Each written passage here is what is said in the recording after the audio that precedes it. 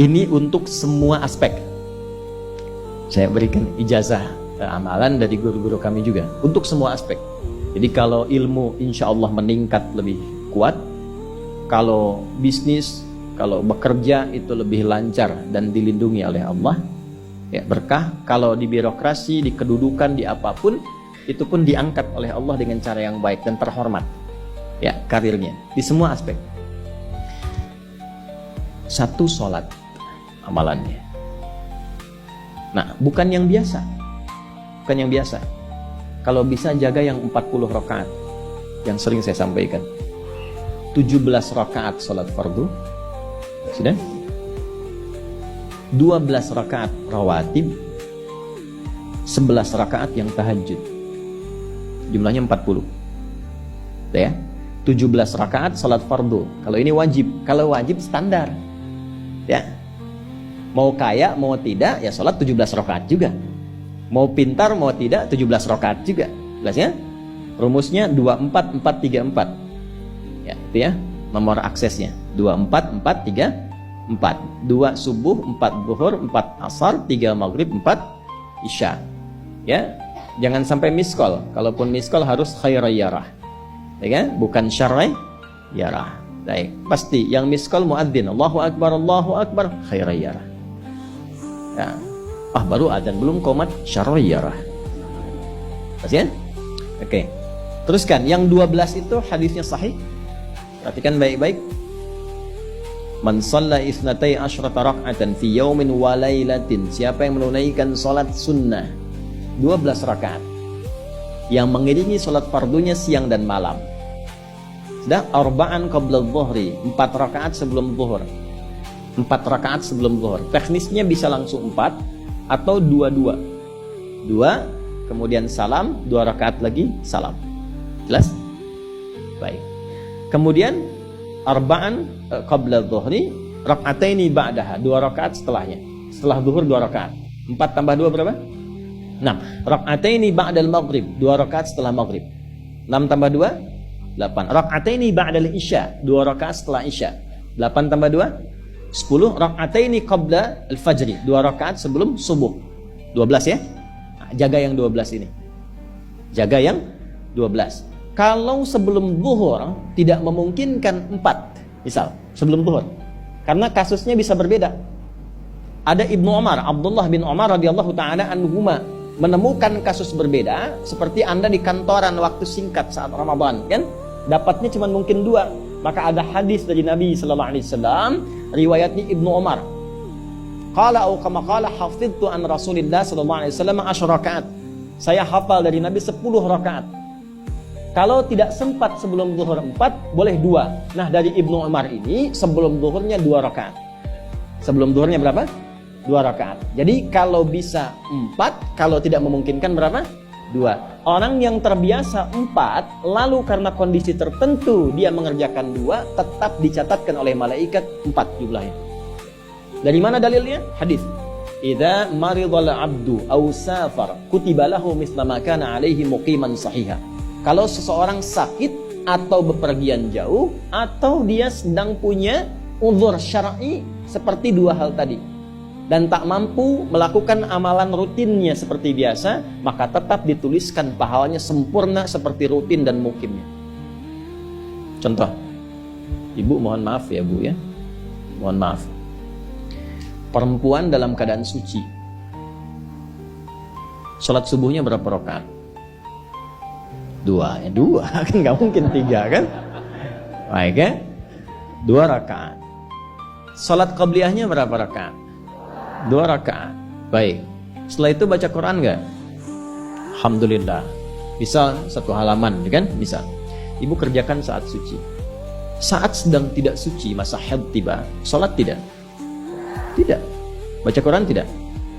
Nah, kalau punya kebiasaan sholat, baca Quran, dan tiba masa haidnya, itu pahalanya tetap dituliskan sesuai kebiasaan. Harus tahu itu. Makanya manfaatkan, karena kalau sudah tiba masa monofos, sama.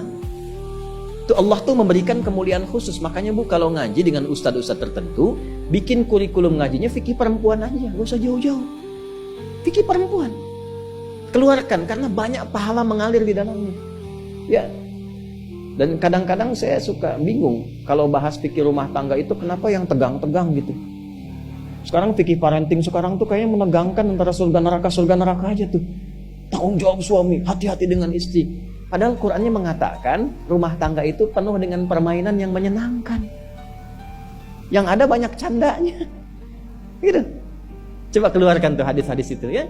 Ibu tahu salah satu istri Nabi ada namanya Sayyidah Saudah binti Zam'ah. Itu sepuh, Bu. Usianya sekitar 70 tahunan ke atas. Dan beliau Nabi SAW bangunkan rumahnya, itu kamarnya di samping Sayyidah Aisyah, dekat Raudhah. Sepuhnya luar biasa, hobinya bikin makanan, masak. Satu kali ketika beliau sedang ngolah tepung, Nabi pulang, pas kemudian bagiannya Sayyidah Saudah binti Zam'ah datang sedang ngolah tepung, atau dalam riwayat atau kama hadas itu dicolek tepungnya, bermain bercanda, dicolekkan di keningnya, di kening istrinya. Itu sudah sepuh, dicolekkan, masih bercanda, masih tertawa.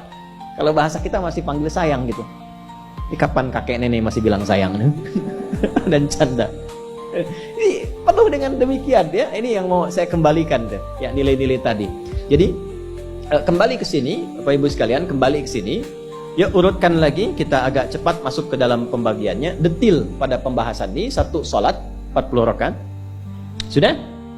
Yang fardu sudah dalilnya, yang rawatib sudah, terakhir yang 11 rakaat yang salat malam. Ya, 11 rakaat yang salat malam. Nah, ini 11 rakaat ini bisa warming up dulu 2 rakaat tanpa baca surat Al-Fatihah saja. Di Allahu Akbar langsung Al-Fatihah, tidak pakai iftitah, tidak pakai surat selain Al-Fatihah. Allahu Akbar, ya, a'udzubillahi minasyaitonirrajim, bismillahirrahmanirrahim, alhamdulillahirabbil alamin sampai waladhdallin, selesai amin, langsung rukuk. 2 rakaat. Seperti itu. Itu namanya khafifatain. 2 salat ringan warming up untuk persiapan supaya hatinya itu bisa khusyuk, badannya bisa agak anget sebelum memulai tahajud. Barulah kemudian tunaikan 2 rakaat setelah itu, 2 rakaat setelah itu, 2 rakaat setelah itu, ujungnya tutup dengan 1. Ya, itu riwayatnya ada dalam riwayat Abu Daud nomor hadis 1367 dari Ibnu Abbas radhiyallahu taala anhuma. Ya, juga disampaikan dalam riwayat Ibnu Umar radhiyallahu taala anhuma ketika beliau mengatakan dari Nabi sallallahu alaihi wasallam, "Salatul laili masna masna, fa idza khasya ahadakumul fajra falyutir rak'atan wahidah." Kalau pengen mulai tahajud 2 rakaat dulu sampai merasa enak. Dan tolong ingat ya, tolong nggak usah panjang-panjang dulu suratnya. Untuk berlatih 11, mulai dengan 2 dulu. Kalau belum sempat 11, 2 dulu. 2 rakaat aja, tolong mohon jangan paksa tambah 2 rakaat. Itu pun bangunnya jangan terlalu malam.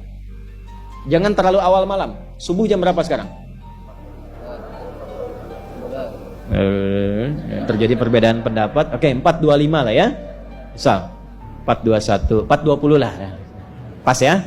Misal kita ambil tengah-tengah 4.20. Sudah, bangun 4 kurang seperempat. Jam 4 kurang seperempat. Karena hadisnya mengatakan ada persiapan sebelum wudu.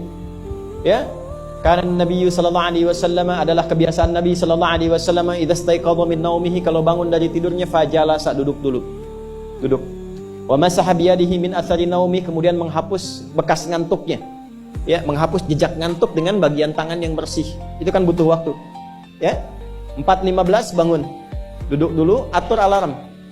Ya, alarm mungkin ya 3.15, 3.30 ya, kemudian jam 4 terakhir. Alarm pertama untuk mematikan alarm kedua siap-siap alarm ketiga sadar. Ya, kan? Ya begitu, itu rumusnya. Nanti kalau sudah ayat tahajud masuk Al-Isra nanti saya jelaskan, itu ada isyaratnya di Quran. Bukan isyarat alarm ya, tapi isyarat perjuangan kita untuk bangun. Jadi 4 kurang 15 itu adalah persiapan supaya jam 4 bisa wudu. Ya, begitu jam 4, thumma dhahaba ila shinin mu'allaqah, pergi ke tempat kemudian berwudu, tempat tertutup, wudu, selesai, balik lagi, kan 4.20 adzan kan? Misalnya 4.10 mulai sholat. Kalau 2 rakaat kan gak lama-lama. 5 menit, witirnya 1 menit, 3 menitnya istighfar, nunggu subuh. Ya, bacanya jangan tinggi-tinggi.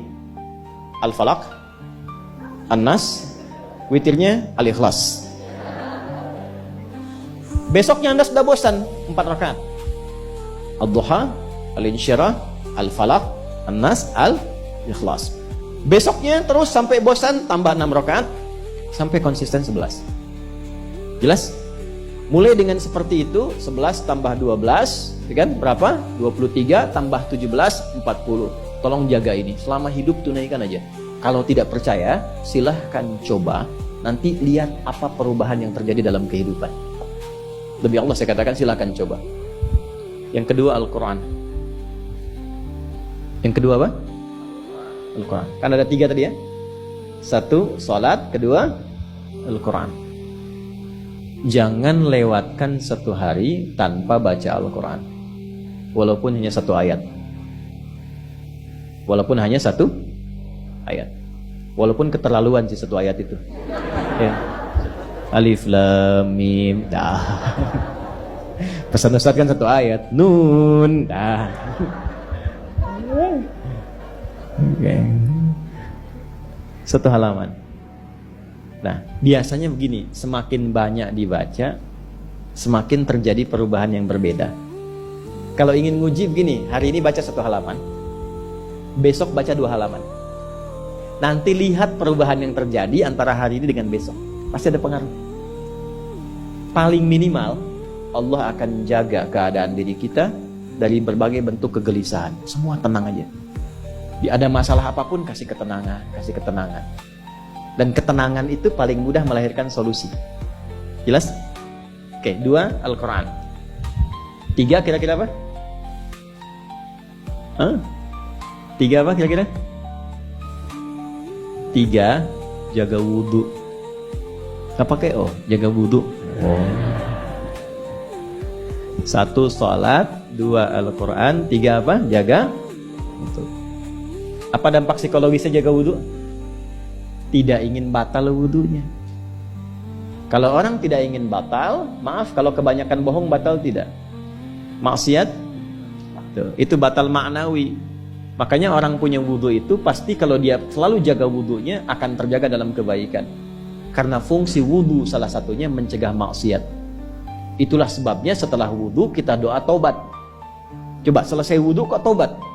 Asyhadu an la ilaha illallah wa asyhadu anna Muhammadan Rasulullah. Kemudian Allahumma ja'alni minat tawwabin. Ya Allah, jadikan aku orang yang selalu tobat, bebas dari maksiat. Itulah rahasia wudhu. Salah satunya menjaga seseorang dari perbuatan maksiat. Ya, tidak bermaksiat, jaga wudhu. Saya itu banyak bercanda dengan keluarga, termasuk anak-anak. Bercanda terus, tapi serius dalam 3 hal. Salat, Quran, dan jangan pernah bermaksiat. Itu kalau anak saya tuh pegang, Bu, Pak, ini cerita aja ya. Pegang mushaf gak benar aja itu bisa saya lempar dari jauh. Minimal saya teriaki. Pegang mushaf gak benar, bukan gak baca. Pegang mushaf, misal mushaf harusnya begini, misalnya dia pegang begini atau taruh di atas paha kaki misalnya, apa itu bisa saya lempar dari jauh. Perbaiki. 3 itu serius. Ya, karena itu adalah sesuatu yang bisa merubah kehidupan kita, dan itu yang paling memuliakan kita dan dimuliakan kita dengan itu. Itu poinnya. Tapi yang lain kita bisa bercanda. Sholat, jangan main-main. Karena itu inti kebahagiaan hidup kita. Dan maksiat itu yang paling fatal mengantarkan pada, maaf, kehidupan akhirat yang buruk. Neraka itu kan karena maksiat. Nah, 3 itu ya, tolong jaga, nanti lihat perbedaannya.